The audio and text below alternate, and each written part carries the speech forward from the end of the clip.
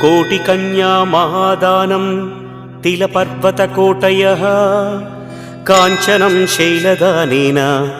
एकबिल्वं शिवार्पणम् काशीक्षेत्रनिवासं च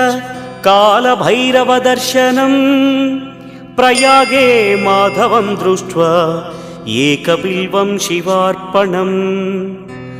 इन्दुवारे व्रतं स्थित्वा निराहारो महेश्वर नक्तं हौष्यामि देवेश एकबिल्वं शिवार्पणम् रामलिङ्गप्रतिष्ठा च वैवाहिककृतं तथा तटाकादि च सन्तानम् एकबिल्वं शिवार्पणम् अखण्डबिल्वपत्रं च आयुतं शिवपूजनं कृतं नाम सहस्रेण